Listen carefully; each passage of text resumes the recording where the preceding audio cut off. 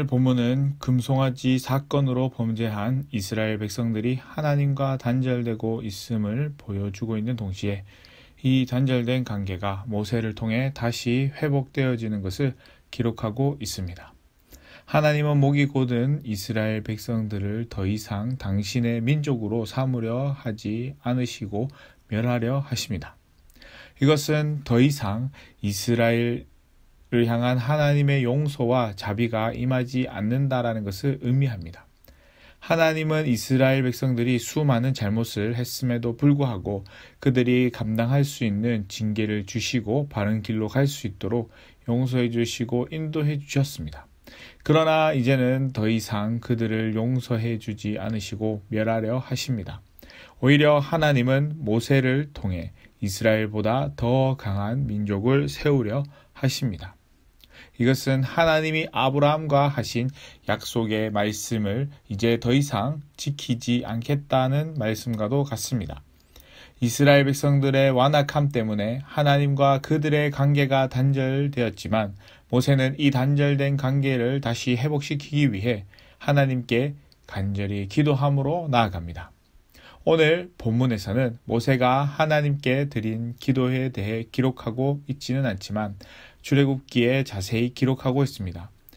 출애굽기 32장 11절에서 13절에 기록되어진 모세의 기도를 우리말 성경으로 살펴보면 다음과 같습니다. 여호와여, 주께서 왜 주의 백성들 때문에 노여하십니까? 그들은 주께서 큰 능력과 강한 손으로 이집트에서 이끌어낸 사람들이 아닙니까?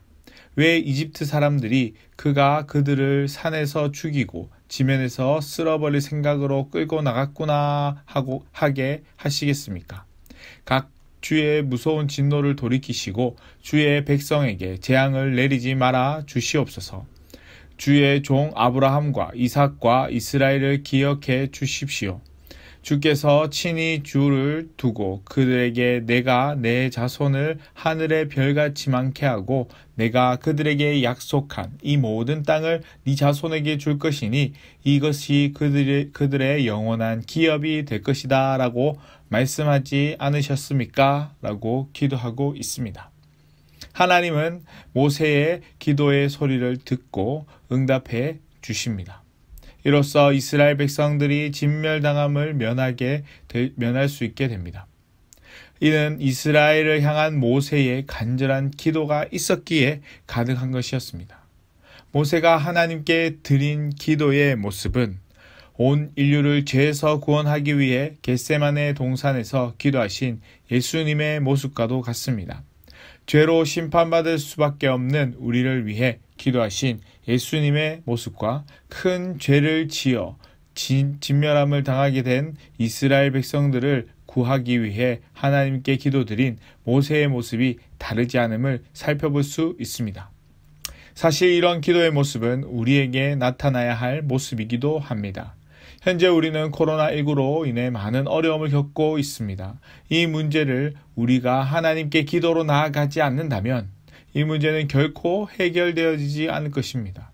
무엇보다도 우리에게 주어진 자리에서 마음을 모아 함께 기도하며 나아갈 수 있기를 바랍니다. 우리가 드리는 간절한 기도로 하나님께서 우리의 기도를 응답해 주실 것을 믿음으로 기도드리며 나아갈 수 있기를 바랍니다. 하나님의 계명을 두 돌판에 받은 모세의 마음은 감격 그 자체였을 것입니다. 40일의 금식을 통하여 받은 계명은 희망을 바라볼 수 없는 하나님의 영광 그 자체였을 것입니다. 하지만 이스라엘 백성들을 만나러 간 모세가 직면한 상황은 그가 생각했던 상황과는 정반대의 상황이었습니다. 이스라엘 백성들은 자신들이 만든 금송아지를 앞에 두고 춤을 추고 노래를 부르고 있었습니다. 이 모습을 본 모세가 자신의 손에 들고 있던 두 돌판을 깨뜨려 버립니다. 이는 이스라엘 백성들의 행동 속에서 더 이상의 희망이라고는 찾아볼 수 없었기 때문에 그런 행동을 한 것입니다. 때문에 두 돌판을 그들이 보는 앞에서 깨뜨려 버린 것입니다. 모세가 두 돌판을 깨뜨려버린 가장 중요한 이유는 이스라엘 백성이 하나님과의 언약을 먼저 깨뜨렸음을 알려주고자 함이었습니다. 이렇게 함으로써 이스라엘 백성들이 하나님과 언약을 스스로 파기했음을 알게 하고 그들의 잘못을 깨닫게 하기 위한 것이었습니다. 그러나 두 돌판을 깨뜨린 것으로 모든 것이 해결되어지지는 않았습니다. 모세의 강구로 이스라엘 백성들은 진멸당함을 면하긴 했지만 금송아지를 만드는 일에 앞장선 아론은 그 일의 책임자로서 죽음을 면치 못하게 되었습니다. 이 일로 모세는 다시 한 번 더 하나님께 간구하며 나아갑니다. 이것은 동일한 사건을 다루고 있는 출애굽기에서는 언급되어지고 있지는 않습니다. 그럼에도 본문에서 모세가 아론을 언급하고 있는 것은 대제사장이란 거룩한 직분을 수행했던 아론조차도 자신이 저지른 죄에 대한 심판을 피할 수 없다라는 것을 알려주고자 함이었습니다. 또 다른 이들을 향한 기도를 통해 임하는 하나님의 긍휼이 얼마나 큰 것인지를 알게 해주기 위한 것이기도 했습니다. 하나님의 긍휼을 구하는 기도를 마친 모세는 이스라엘 백성들이 만들어 놓은 금송아지를 처리하는데 그냥 없애버리지 않습니다.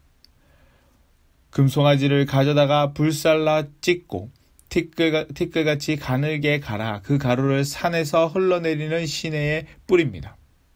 이것은 이스라엘 백성들이 신으로 여긴 금송아지 우상의 헛됨과 무력함을 똑똑히 보여주기 위함이었습니다. 더 나아가 이스라엘 백성들이 더 이상 우상을 숭배하는 어리석은 행동을 하지 못하게 하기 위한 방편이었습니다. 만약 그 금송아지가 그대로 있었다라고 생각해 보십시오. 그랬다면 이스라엘 백성의 죄악은 멈추지 않고 계속되었을 것입니다. 또 마침내 무서운 징계가 이스라엘 백성들 가운데 내려졌을 것입니다. 때문에 완전히 제거함으로써 더 이상 범죄하지 않게 하려 했던 것입니다. 마태복음 5장 30절에 만일 내 오른손이 너로 실족하거든 찍어 내버리라. 내 백체 중 하나가 없어지고 온몸이 지옥에 던져지지 않는 것이 유익하니라 라고 말씀하고 있습니다. 이 말은 우리를 범죄케 하여 하나님의 징계를 가져오는 원인이 되는 것이라면 신체의 일부분이라 할지라도 과감히 잘라버리겠다는 굳센 각오를 가질 때에 우리는 비로소 우리의 죄로 인한 하나님의 징계를 벗어날 수 있다라는 것을 말해주고 있습니다. 왜죠? 어정쩡한 태도로는 하나님의 진노를 멈출 수 없기 때문입니다. 오늘 본문에서 기록하고 있지 않지만 출애굽기 32장 20절에 보면 물을 뿌린 가루를 이스라엘 백성들에게 마시게 했다라고 기록하고 있습니다. 모세는 그저 우상을 부수는 것으로 그치지 않고 그것을 마셔 없앰으로 그들이 확실한 죗값을 치르게 하고 있습니다.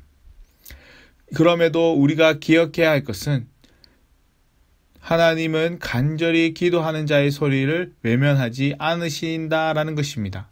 이스라엘이 하나님께 용서를 받을 수 없는 중한 죄를 저질렀음에도 모세의 간절한 기도를 들으시고 긍휼히 베풀어 주시고 이스라엘 백성들을 용서해 주셨습니다. 이렇듯 하나님은 당신의 백성이 다시 돌아오기를 언제나 바라고 계심을 알 수 있습니다.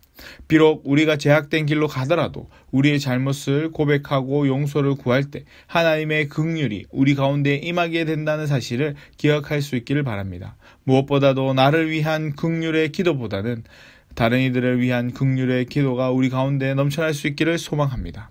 여전히 예수님을 믿지 않는 이들을 위해 또 죄악된 삶 속에 빠져 살아가는 영혼들을 위해 하나님의 긍휼을 구하며 나아가는 저와 여러분의 삶이 될 수 있기를 주님의 이름으로 간절히 축복합니다.